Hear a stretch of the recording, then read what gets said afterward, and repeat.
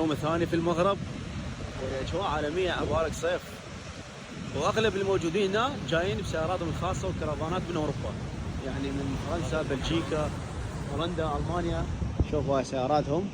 هذا المكان خاص بالرياضه، ركوب الامواج، اللي عندهم هاي الهوايه او هذا النشاط الرياضي يجون هنا يمارسون. بالضبط، اغلب اللي موجودين هناك كلهم اجانب. ركوب الامواج مثل ما شفت. شفت هذا؟ يابا شلون دخل؟ شوف خليني اقرب. رايحين بعيد يعني صدق ما يخافون؟ جادم اكثر البحر والله الموج اكثر من 3 امتار. شوف هنا لهناك. ايه لو تلاحظ تسوي زوم طبعا يعني بالنسبه للاوروبيين الجو صيفي. ايه بس هم متميزين. بس شوف هذا، شوف هنا الجبال، القرى الموجوده هنا. اقول لك مدينه تغازل صار هاي جهه.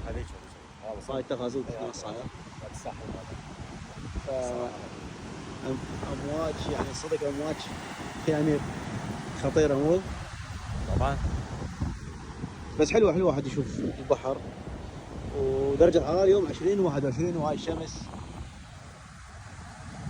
الشهر الثاني ناس بصيف. شوف هاي اي البحر. الفيديو الكاميرا راح يكون على قناه اليوتيوب.